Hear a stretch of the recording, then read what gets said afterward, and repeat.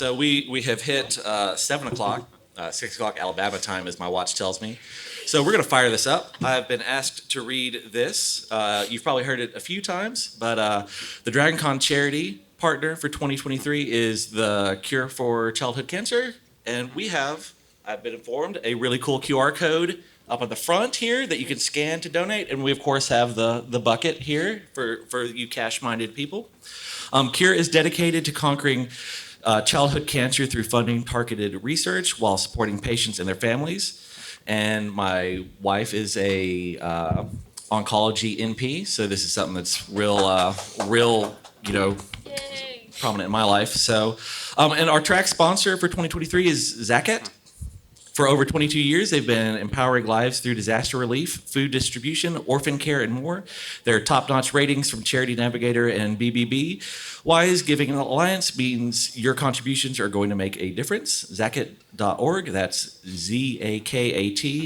I probably mispronounced that because I'm a terrible moderator. It's Zakat. Zakat? See, I knew it. If you can give me an opportunity to mispronounce a word, I'll take it every time. Me too.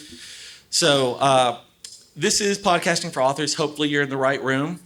We've got a great panel here, and we're going to start at the end and introduce ourselves. If you could just kind of briefly talk about the high notes of your podcasting and authorial endeavors. Awesome. Yeah, so I am Clint Hall. I'm a sci-fi author, and my debut novel, Steal Fire from the Gods, releases November 7th.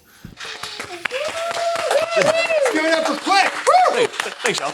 And I also host a podcast called The Experience, Conversations with Creatives. I've had people from HBO and Marvel and HarperCollins and Tor Books and all those kind of good places, writers, editors, musicians, all kind of good stuff. And basically, the podcast is solely for me. I just have people on that I am interested in, and I have conversations with them. Cool. Awesome. I'm Tara Burton. I'm a professor of marketing at Kennesaw State. I specialize in social media, digital marketing, and podcasting. I started podcasting years ago with a podcast called Leveling Azeroth. And right now I do one for my college called Building Bold Connections. So if you want to find out about leadership, I'm your girl. And I have two other podcasts, The Geeky Side and Geek Meets Social. I am Scott Sigler. I currently have one ongoing podcast called Scott Sigler Slices, and that's whatever story I'm podcasting at that particular point in time. I also have now 7 archived podcast novels up on the Realm Network. So the Infected Trilogy, working on the Generations Trilogy. We have a standalone called Nocturnal, another one called Ancestor, and we're working on getting more stuff up there all the time. Started podcasting 15 years ago, was in the first batch of fiction podcasters, and that the whole reason I have a career as a writer is because I was in the right place at the right time with podcasting, so happy to share. And pimping the shit out of this book, which is the first book I can't podcast. So, irony. Irony. I'm Tony Serecchia, and I wouldn't be here if it wasn't for Mr. Sigler, because back in the day, I was writing a novel, and it's a lot of work to write a novel. And getting it published is a process, and somebody mentioned this guy who was reading his novel just out there on podcasts, which nobody knew what they were back in the day. And so I actually said, well, this is pretty cool. And then from Scott, I found, oh my goodness, the Red Panda mysteries and Blackjack Justice and the Byron stories. And these were all audio dramas. So I was like, I could probably convert this novel into an audio drama. So I did, which became the Harry Strange radio drama, which is, we're almost at over 1 million downloads, I think, and we've been around since 2011. So since then, I've worked with 5 or 6 different production companies. I have some other stories that are out there. The Scarlet Hood Adventures is published by is an audio drama published out in Washington State. The Atlanta Radio Theater Company is going to be publishing my Lady Sherlock Mysteries, and I have a new one. We just dropped our first trailer the other day, the Monster Universe. So come on up and grab a ribbon. Hi, I am Allison Sky Richards. This is my first time in this room, and I'm happy to be here. So I am the A in the BAM crew at Superman and Lois Tapes. I also did the short limited series, So You Want to Be a Hawkeye, that went with the Hawkeye series. And I've fiddled around with doing podcasts for either story writing or stories, but I just haven't had the tech equipment, the budget, or the time to do it yet. Yet. I'm Bob Magoo. I write a series about a redneck wizard with a crippling meth addiction. And I do 2 podcasts. This well, sounds That sounds awesome, awesome, dude. doesn't it? That's well, I'll happily sell you some in the vendor hall later. What's the name? It's called the Jubal County Saga.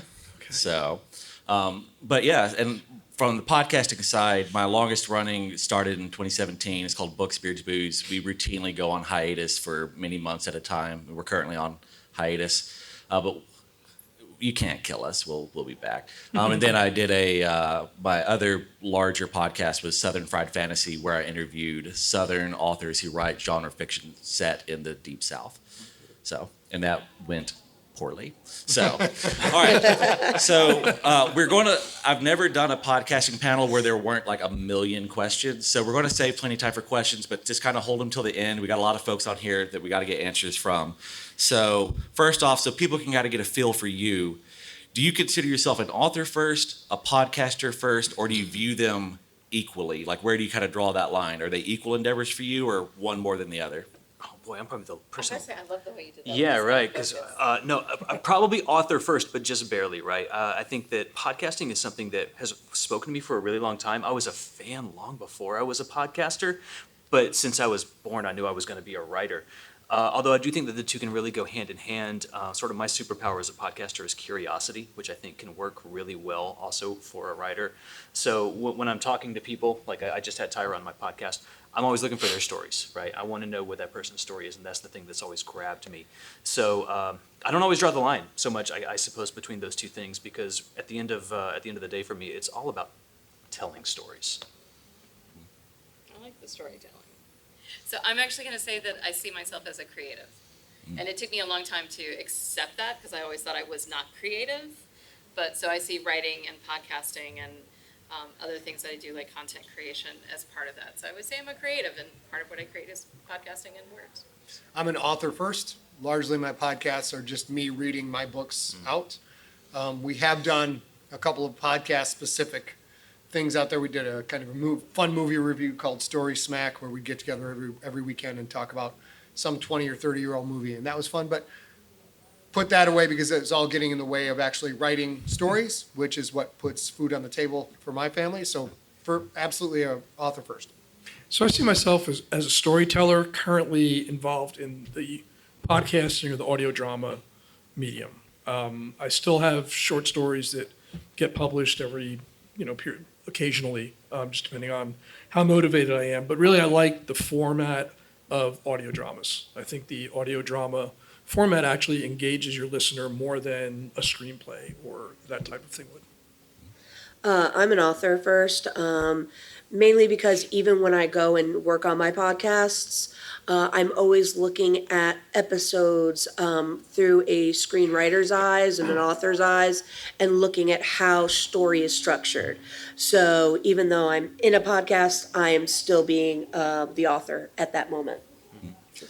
No, for me, I was putting out podcasts consistently far before I had books out. But I always considered, to me, that was early stages of building the brand of me as an author. So that was always the end goal. So even though most folks early on would have known me for podcasting, even then I considered myself an author. So how do you find that podcasting complements your writing? Has it influenced? This is going to be very obvious for some of the people up here, but has it influenced the type of podcasting that you do? And we started down there every time, so how about we'll swap it up and start down here. Start at the one who doesn't do a writing podcast. Perfect. So, But you can let us know why that is. yeah. So. Well, again, time, money, equipment, that normal things. I'm a middle school teacher. I don't have a lot of any time else. But no, it having been doing podcasts with the Fortress of Baileytude, who hosts Superman and Lois, it's given me a really good idea of how I can connect with an audience and how I can build an audience, what aspects work in a podcast and don't. And I think for me, that's going to also come in handy when I start to do my own podcast on, writing skills and knowing how to interact with the microphone so that way I'm providing good content for others as opposed to me just rambling on and on and on like I'm doing now. So I think I generally filter it first through, would this be a good prose story, right? So does it lend itself to the benefits of prose, right? Internal monologue or dialogue. No, monologue. Internal monologue. Is it a visual story or can I tell it mostly through sound? That's kind of the decision that I usually make. So I mean, I've written short stories. I have a screenplay in pre-production, and but I still kind of look at audio as my first option. Can you summarize that question for me again real quick? Yeah, it was, how do you find that podcasting kind of complements your writing? Did it affect the type of podcasting that you do? So obviously you podcast as a means of getting, you do your style of Yeah. podcasting because that is... I'll say that podcasting impacted my form as a writer, my style as a writer significantly, because I'm very long-winded. Prose, I used to be very long-winded prose-wise and was, frankly, like a lot of early stage writers, I like that. frankly, very impressed with myself. And I had very long-winded descriptions and things just got too detailed and was bogged down, and I would bog down the story. And in the process of podcasting things, you have to read it out loud, which will help your fiction immensely. Tremendously. One of the greatest things you can do is read your own work out loud. Because Preach. what that did is, as I'm reading out loud, I was getting bored with my own story that I wrote when I thought it was special and smelled nice. And so that was like, okay, some of this stuff's got to go. Some of this stuff's got to go. And then I had to listen to it back, listen to me reading it back again to edit everything. And again, I would find just these huge chunks of fat where like, this is not necessary to the story whatsoever. So for me, the real benefit of being a marketing guy who learned about podcasting was like, I can do radio dramas just like I did in the 40s and 50s. And then doing that, it really made my style much more succinct and much more cutting. And now I fit a lot more action to a lot fewer pages. So that's the biggest thing it did for me. So I'm going to speak about my Coles College podcast, Building Bold Connections. In the process of interviewing people, I started to see connections and things that were streamed between them that kind of helped connect the dots. And so that's a book that I'm going to be writing, is how taking those interviews and really distilling it down into what are the lessons from them. So for me, podcasts, because I often am talking to people, end up bringing up those sort of things. Yeah, I mean, every experience you have is going to affect you as a writer, right? If you're living good experiences. So I'm sure that the exchanges I'm having with people on my podcast are certainly finding their way into my writing. The truth is, I haven't taken the time to dissect it and think about it. Personally, what I will say, for my career as a writer, my podcast has had more of an effect, right? So this is a bit hypocritical because I think that choosing to have a podcast simply to build your author platform is probably not the best idea. At least that shouldn't be the primary reason. I think it's okay. I'm just speaking for me. I'm not trying to tell you your business. For me, it was kind of this maybe secondary or tertiary reason. But my primary reason was because I loved podcasting and I wanted to do it. However, I will say that I do think that my podcast has made a difference in me getting a book deal, in me building some of the professional connections that I have. There is an appearance of legitimacy when you have a good-looking podcast that sounds good, and you're getting interesting guests and you're having good conversations with them. Again, it's a bit tricky because I don't think that needs to be your primary motivation if you're just trying to impress somebody else, right? Or if you're just trying to get something else out of it. For one thing, I think you'll burn out because podcasting can be a lot of work. But also I think it's going to show through in your product. However, I would be lying if I didn't say that it made a big difference in my career. Yeah, I'll definitely agree with that. The idea of starting a podcast to help build the brand, there were so many things that I could have been doing in place of that would have paid off more. Sure. But I just love podcasts. Yeah. So I want to talk about that. So it's hard to find time just to write in general. So every author I talk to, if I just had more time, I could get more done. So not only have you chosen to write, you also have taken on that added burden of podcasting, which is intensely time consuming. And so start off, what kind of tips do you have to someone out here who's looking at doing that? Like, time management is just a real bear, So do you have any tips on how do you balance that? Where do you kind of draw that line? Anything in that space? He's going to do questions a little bit later. Saw your hand up. Oh, yeah, sorry. Back to you, sir. We'll start on this end this time.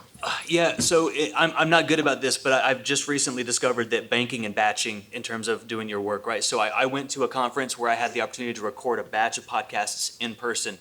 So just record, right? Bank them all, and then later I was just doing all of my intros. This intro, then click to this session, do this intro, click to this session, do this intro. And then go into Libsyn and do all of my descriptions for each episode, and doing it that way has saved me a lot of time. So as much as you can do banking episodes ahead of time and batching each step along the way, that is a way to save time. I'm also a big scheduler. I don't know about y'all, but I have 2 young kids. I have a full-time day job. I'm writing and I'm doing the podcast. I have to have a very accurate calendar. That's just something that works for my brain type, to literally block off my day in segments. I find when I do that early in the morning, I'm much more productive throughout the rest of the day. I get a lot more done. I need to work on time management, so we won't discuss that with me. I'm just gonna leave that over there, and I totally forgot what I was gonna say, so give me a second. I don't go, because I Okay. can't remember. We'll come back to you when Come we back to remember me, it. I need to write this. When you remember, just go, holy shit. Got it. No, we can't say that, it's Oh. not before 10. For me, I've already cussed twice on this thing. I have ADHD or whatever variant I have, and tracking anything has been a lifelong challenge for me. So for me, it's processizing and calendarizing everything, because I don't currently have a show where I would come to this con and interview a bunch of guests, which I've done a couple of times. In the past, mine is largely my fiction. And this last book I've done called Slay, which the last episode drops Sunday, that has been, I write that story on Friday. I write other books Monday through Thursday. Write on Friday, live stream it on Wednesday, and then Steve Iceberg right here. It's a big hand for Iceberg. This is my engineer, and then he rips the audio from the video we do, from the live stream video. He edits that, and that goes into the stream on Sunday. But in order to get this stuff done, I have to have calendar alerts where the same shit happens every week at the same time on the same day. And I have to have 3 alerts going on with that. And every now and then I have to have my partner being like, did you do the intro stuff for the episode? I'm like, fuck. So for me, it's just basically I'm treading water so I don't drown. And if I follow my calendar, I'm able to tread water. And that's how I get the stuff done. I mean, yeah, it's pretty much the same thing. I have the added bonus of actors that I work with. So it's not just scheduling me, it's also scheduling them. So in the pre-process, I'm scheduling my writing between 3 different shows that I'm working on. And generally what happens is I give each show a month of my time and then cycle through them as we go through the year, right? So I'll work Lady Sherlock, that's coming up, so I'm gonna have to work on that for the February show that's gonna be dropped in. We are redoing the script yet again, even though we've already done 2 table reads. But it's, again, just a matter of managing my time to make sure that I'm hitting my imaginary goals that I have. I was just No, saying- go ahead. And just one thing, if you are thinking about doing like this kind of show, like a radio show, a 40-star radio show, I recommend, number 1, that you write all the episodes first. Number 2, you record all the episodes first. Number 3, then you drop the first episode, right? Because you don't want to have like vaporware. You don't want to have an audience. Like I was following one show and it was getting really good and like, oh, he's going to have to tie all this up in the next 2 episodes. And 7 years later, nothing. So, you don't want to disappoint your audience. Because then when you come back with your show that this time I'm going to really do it, nobody's going to believe you. Oh, holy shit, she remembered. I did. If you would like a really good laugh, this is the name of my panel for tomorrow that I'm moderating. So now you can all really laugh at me. When good enough is good enough. So you don't have to be perfect. And I think that's, for me, that's the biggest stopper. Totally. I will not publish because Totally. it's not perfect. And I'm a Virgo and it has to be perfect. And so you have to learn to say that if it's good enough is okay. So. I see you there, bro. Pretty much everything they said. But I've also been told that if you can evolve where you no longer need to sleep, that also can help you a lot. That's the real tip. Yeah, that's the real tip. Just have to get rid of that sleep function in your life. Final form. Yeah. Yeah, but no. Awesome would that be? I mean, I'm also really bad at time management, as it thank is, being a school teacher. I'm working extra hours off the clock already for my job, and then trying just to find time to write, has been a struggle. And I can't imagine right now adding in a podcast on top of it. But what I plan on doing is, like, as you all said, like, nice and succinctly, is try to record all of it at once. So I have a whole summer off, so sit there and do the whole thing, and then if I want to do a Q&A at the end, I just record the Q&As each week to add on to it before I put it up. Yeah. As humans, we're really trainable. You can Pavlov yourself, basically. So this is something that I give advice to a lot of authors. Is people common complaints like, I just sit down and write and I just can't. You can train your brain to slip into creative mode. Light a candle of the same scent, play the same music in the background, go to the same spot on your desk, and the first few times it's not going to work, but over time you will train your brain like, and the words will start to flow. And so doing things like that, you can train your brain.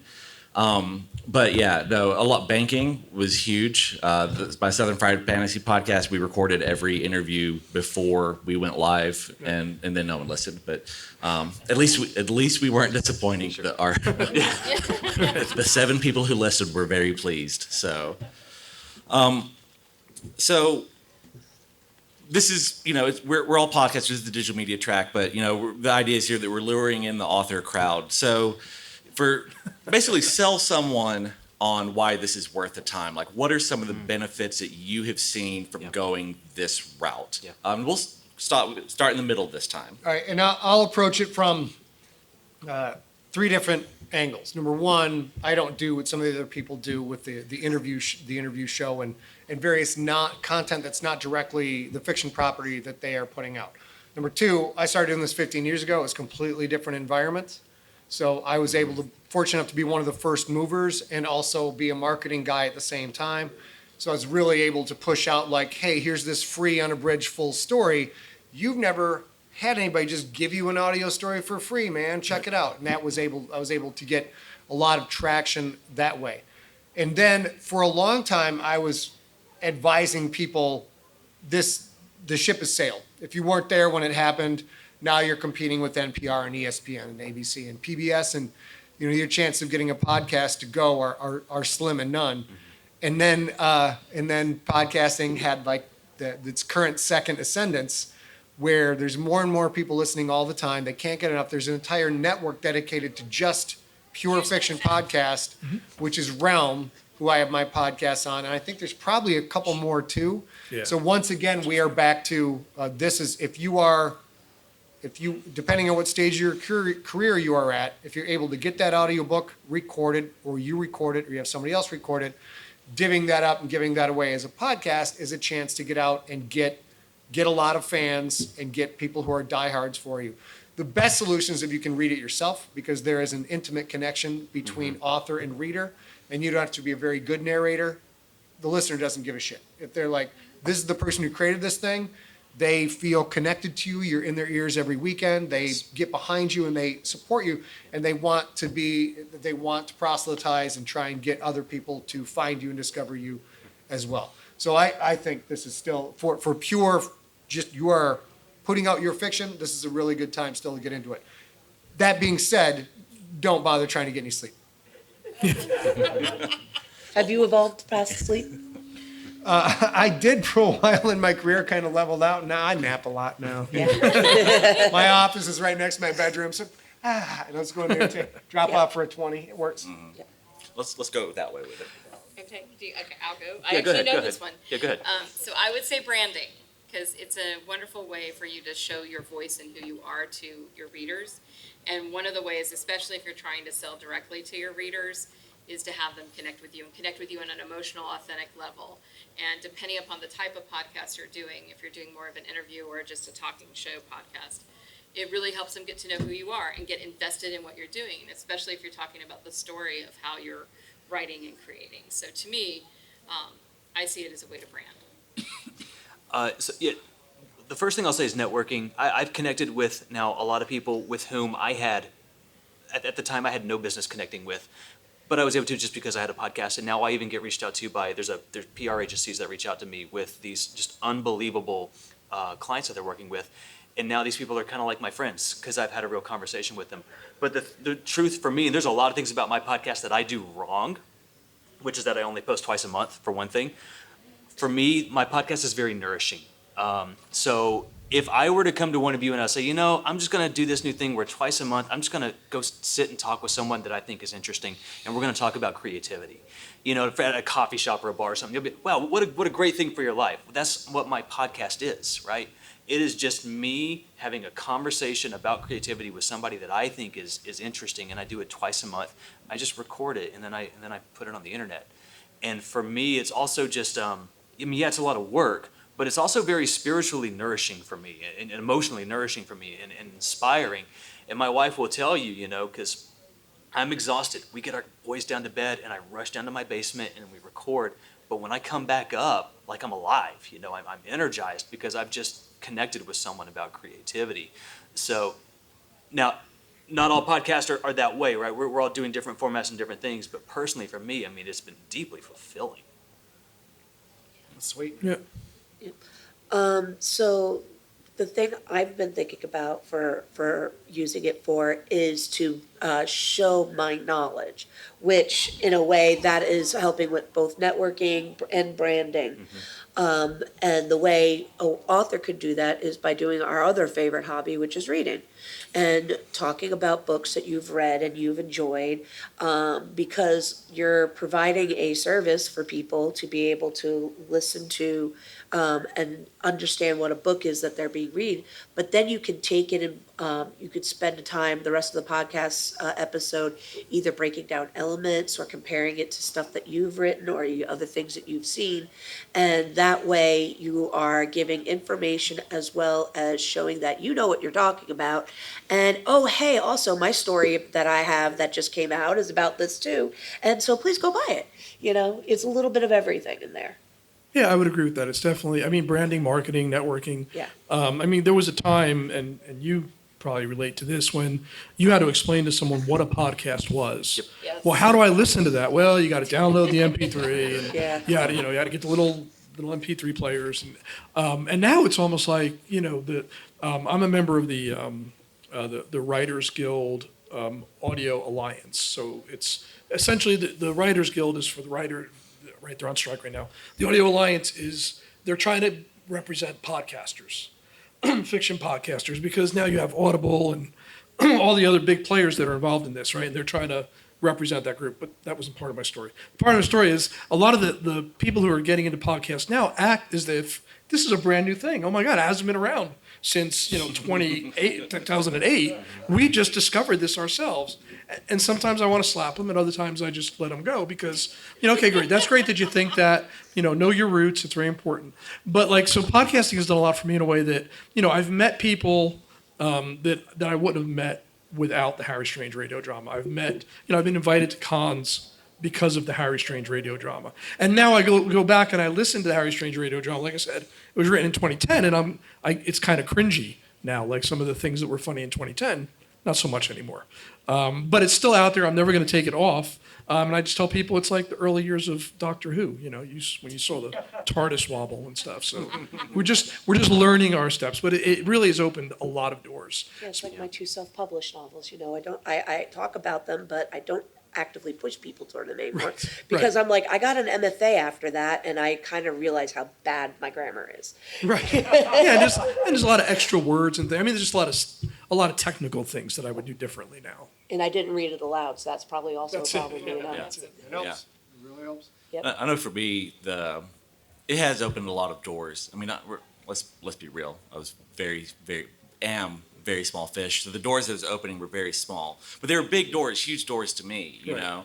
And I've gotten to become friends with so many people, much like yourself, just by doing interviews with people. Yep. And maybe it's someone you met at a con once, and like, hey, would you just jump on this podcast with me? And then you build that relationship over time, and then they remember you at the next one, and then oh well, hey, I'm doing this convention. Do you want to share a table? Right. Anything that can save you money is a penny saved is a penny earned.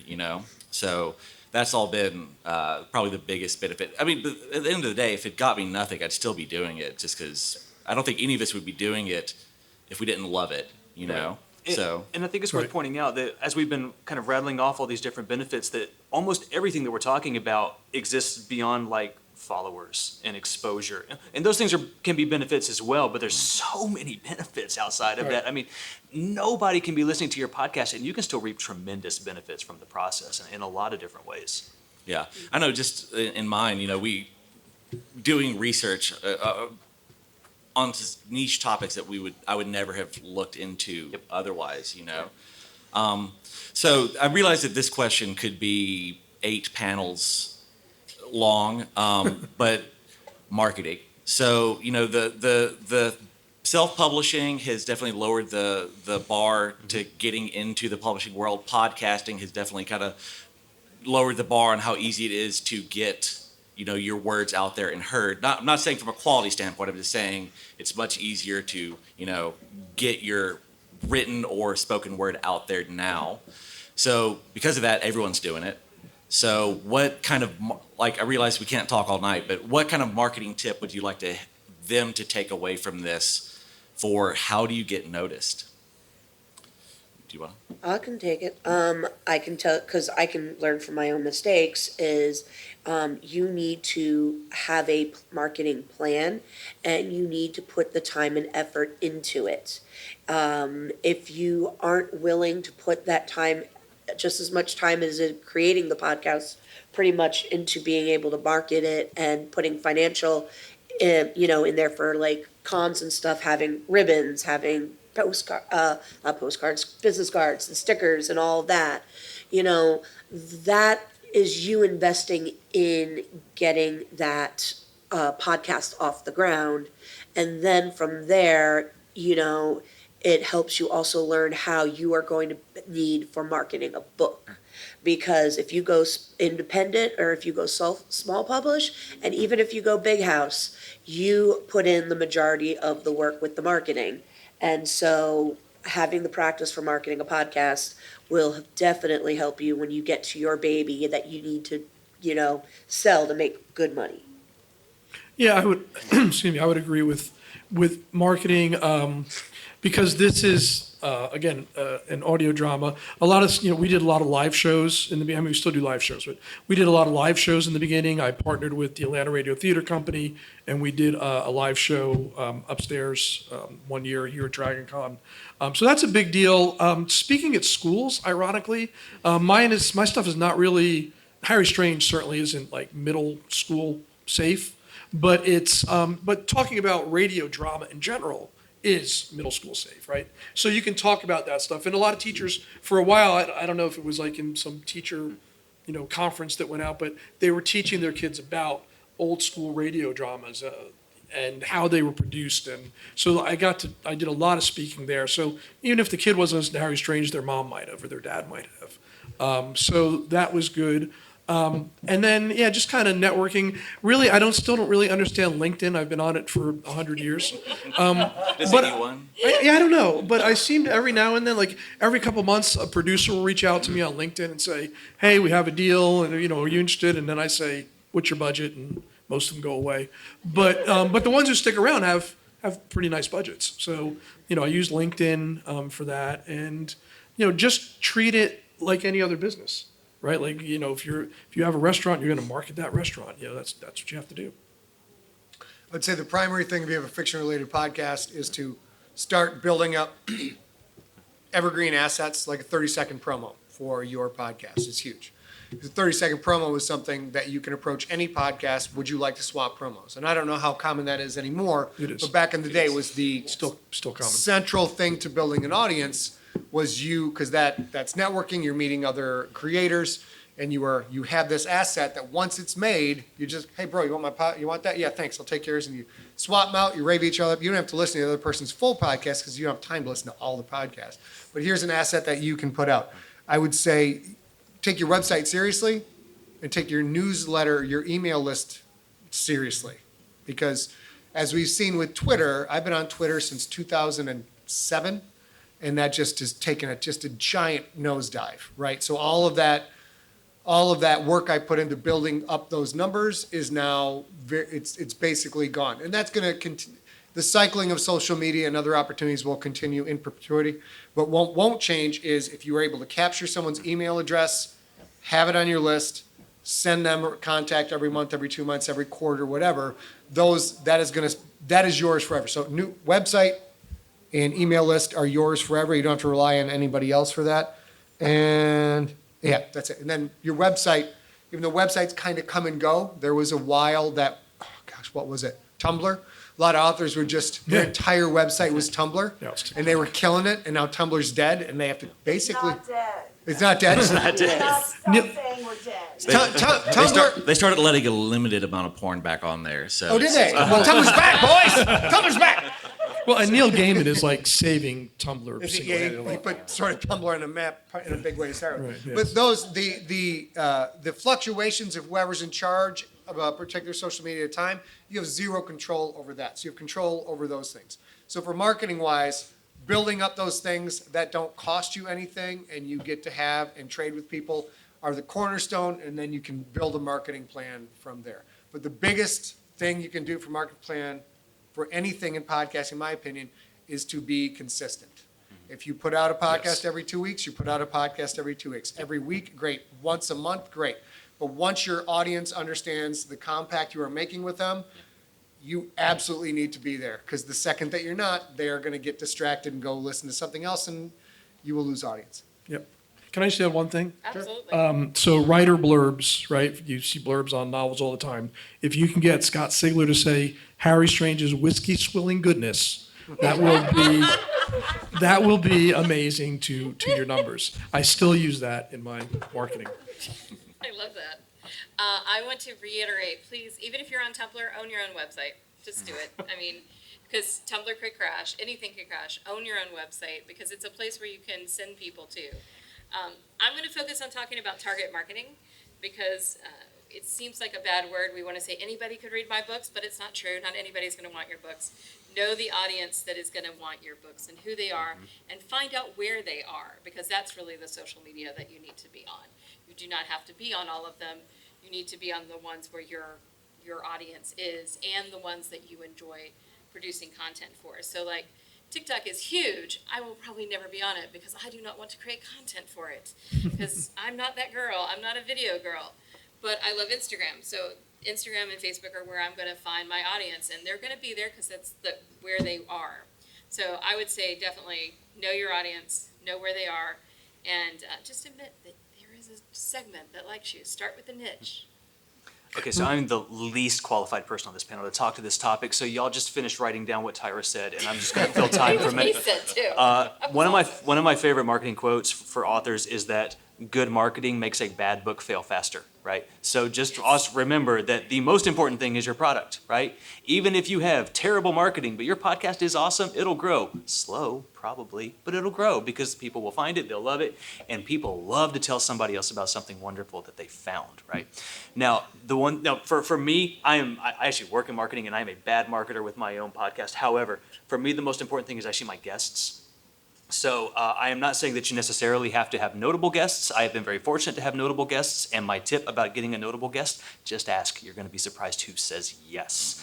And then just act like you belong. I'm not telling you to lie. I have never lied about my numbers or anything like that, but you will be surprised how often they don't ask. And I think maybe they're just happy to come have the conversation, and a podcast gives them something to point to and say, hey, look, here's a thing I did, right? So that's a win for them as well.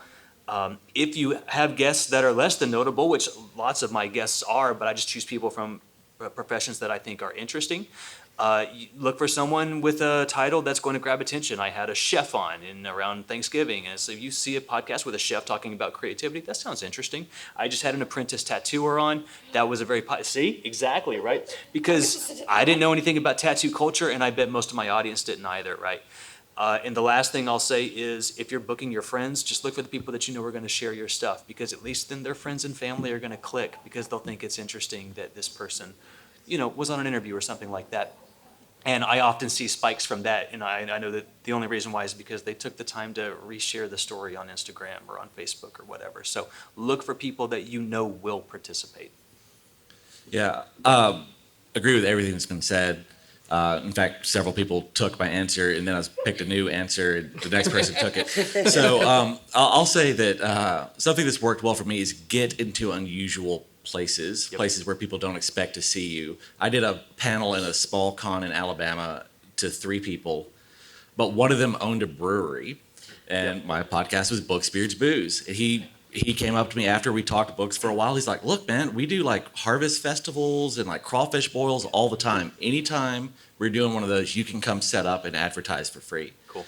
And I can guarantee you, I was the only podcast advertising at a crawfish boil in Alabaster, Alabama. So, and you never know what kind of weird connection that's going to set off. I dress up like my main character and hold up a sign in downtown that says "Read Redneck Wizard Books."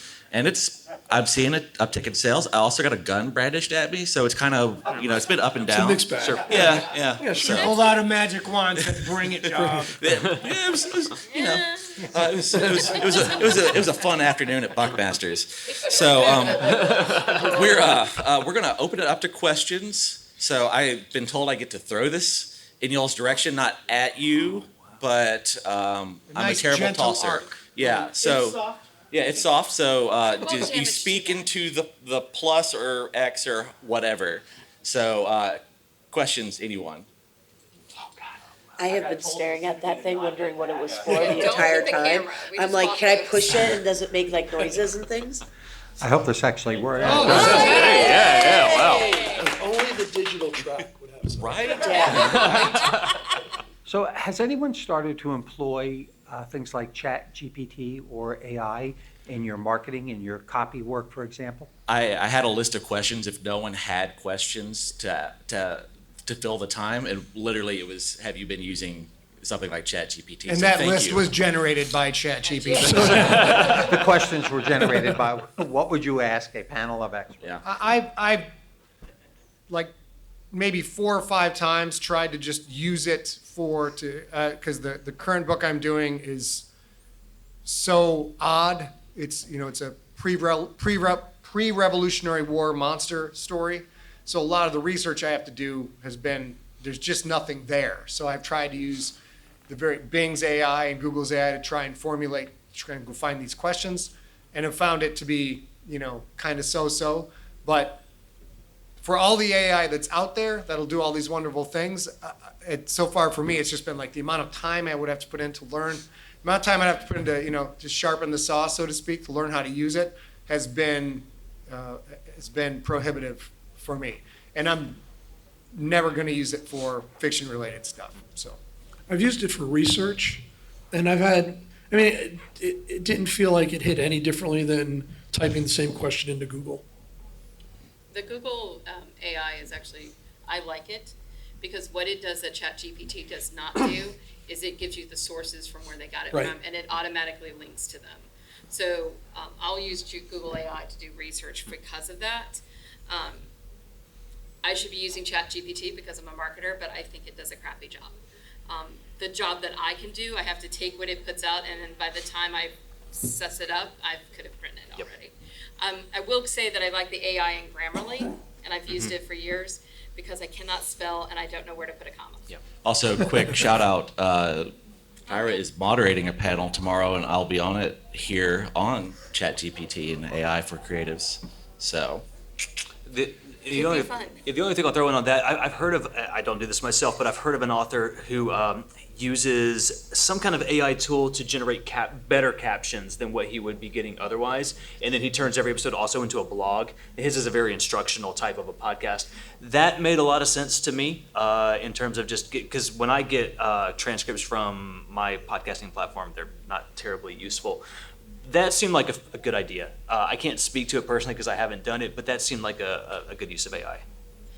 Yeah, the one thing I've been doing with AI, honestly, is as a teacher, I'm trying to, learn how to tell when my students are cheating by Yes. using AI. Nice.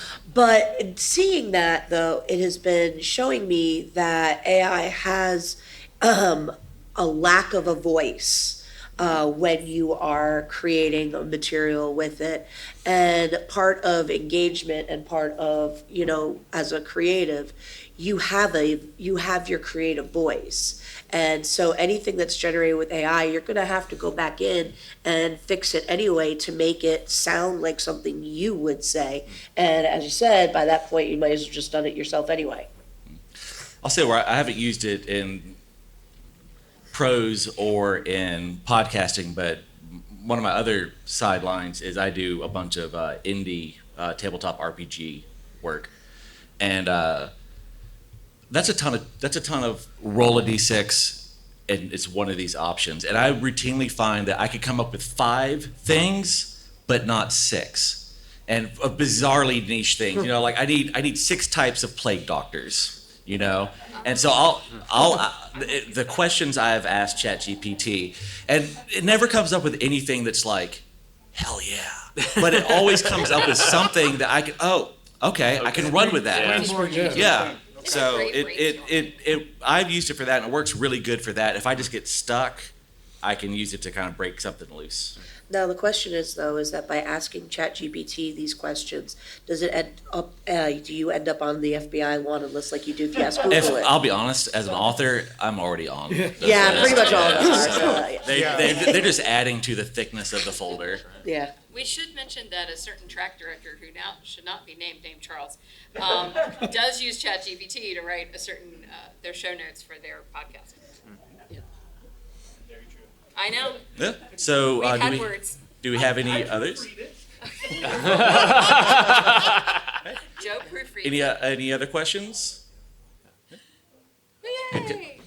Well, I was going to ask, I'm a big fan of the No Sleep podcast, and so I wondered your opinions about, one, the kind of feasibility and producibility, if that's a word, for those kind of podcasts where you're getting stories, short fiction and so forth from multiple different writers and having maybe 3 per episode, main ones per episode, Yeah. and then for the subscribed members they can maybe listen to 8. For those who don't know, No Sleep is a subreddit where people write stories that are creepy and supposedly true. So that first thing I ever wrote that was out in the world was on No Sleep. Maybe that's the first part Cool. of the evolution to get out and not have to sleep anymore is to that Reddit thread. There we go. Yeah. There we go. Well, I say the biggest thing with that is that's a management process. That's an administrative process to be able to solicit fiction from other people, bring it in. You absolutely will probably have to do some form of editing for most of the stories that you get in.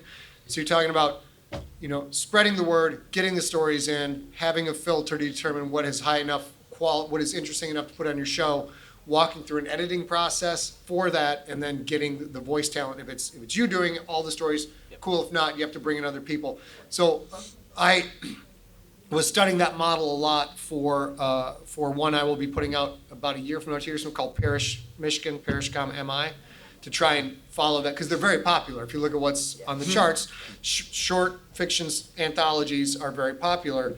And I started to get the shakes when I listened to this thing. Like, where did they find the time to do all of this? It was like staggering to me, the amount of production that had to go into that, the amount of production that happened before you even get to someone putting their lips on a microphone.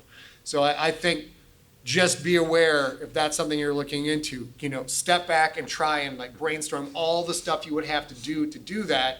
And if you can do all that stuff, that's cool. But it's a ton of work. Find a partner.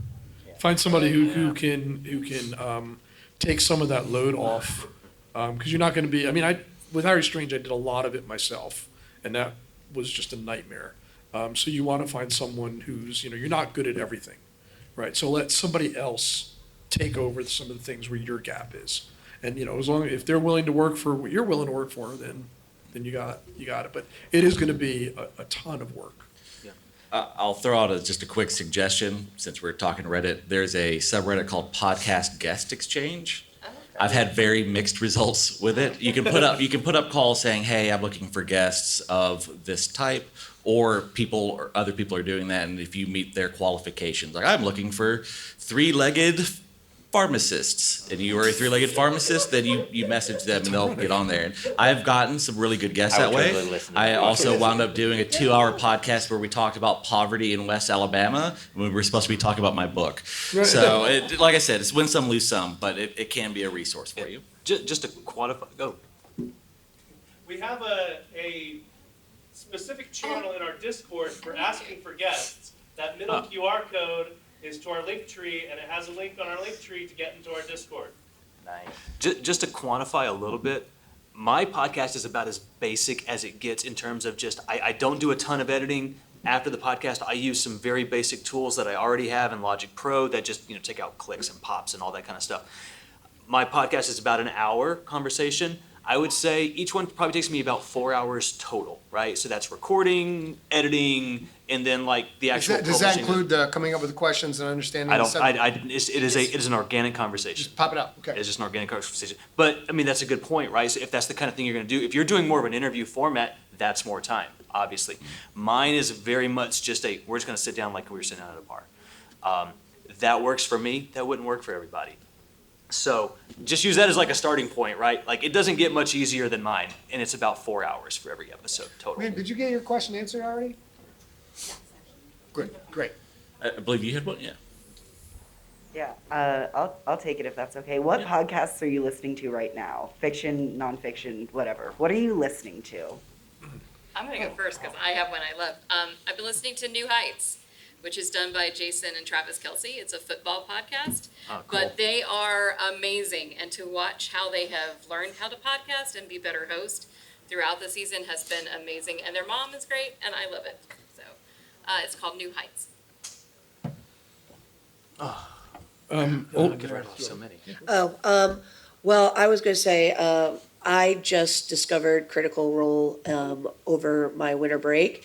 And so I have been slowly working my way through. I'm on like episode 82 of campaign 1, and I'm on episode 12 of campaign 3.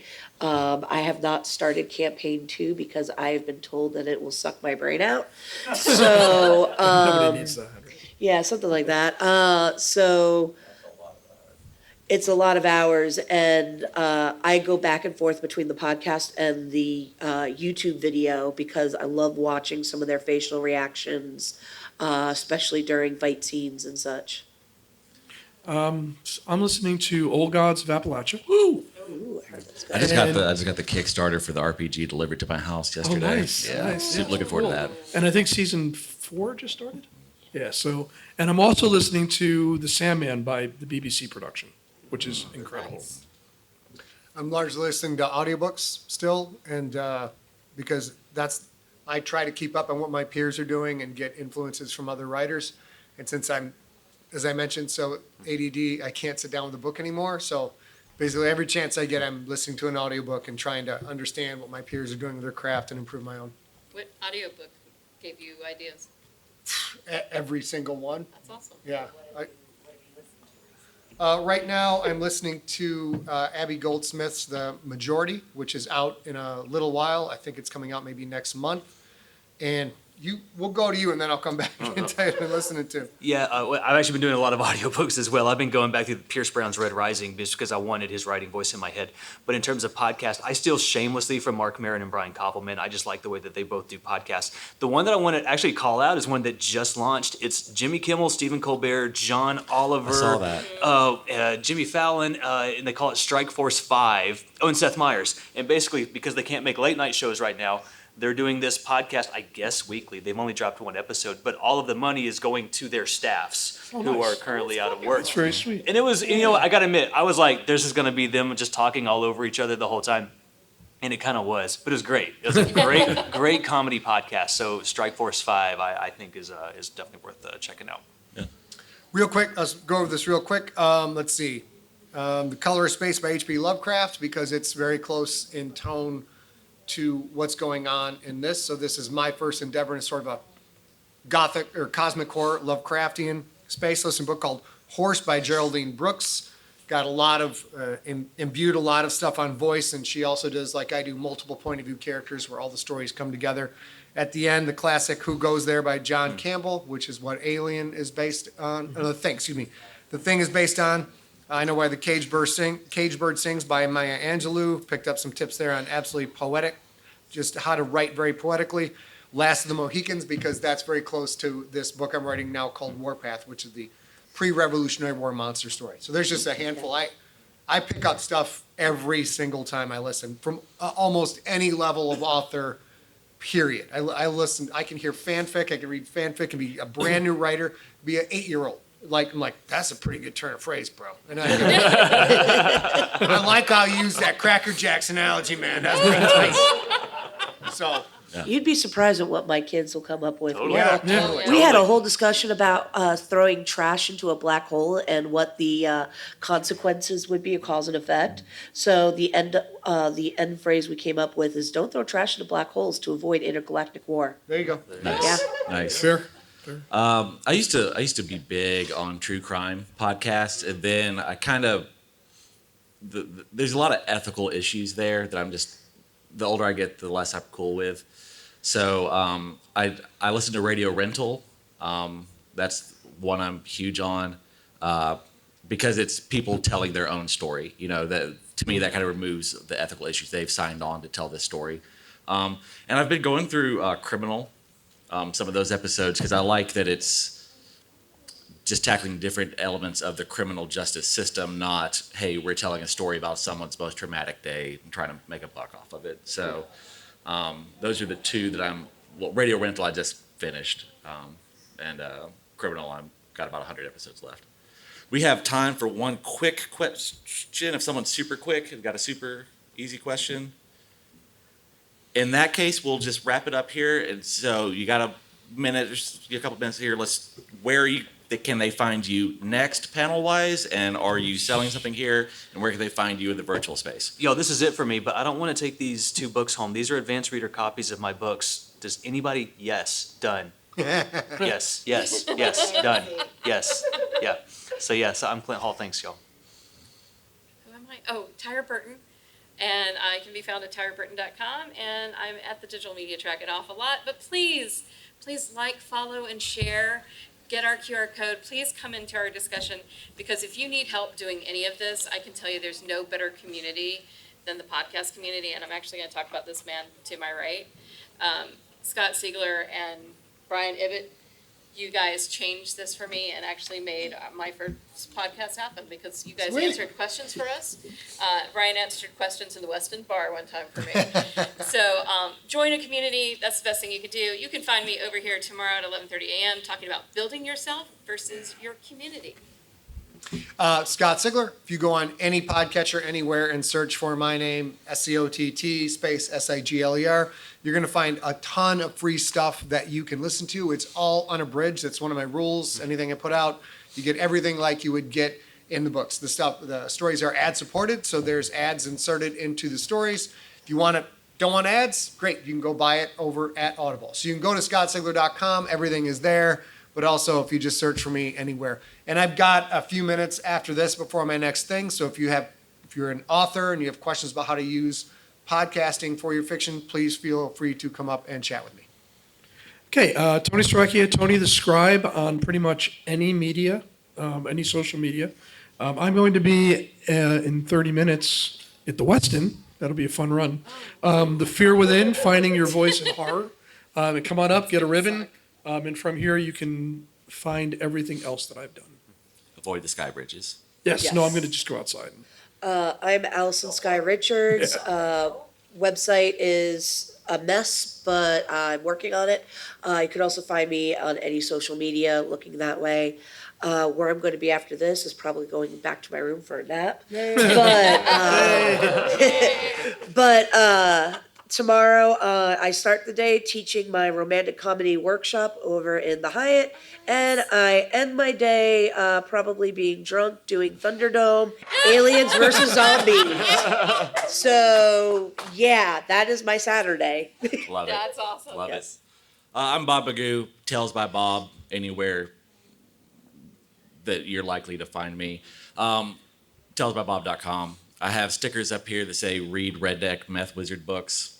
Feel free to take one. If you take two, you have to put the second sticker someplace someone would not approve Give of me it. one of those. Thank you. And I have books for sale in 3201 in the vendor hall, and I'll be doing signings from 10 to noon tomorrow and Sunday. And my next panel is AI and ChatGPT, the impact on content creators. Woo!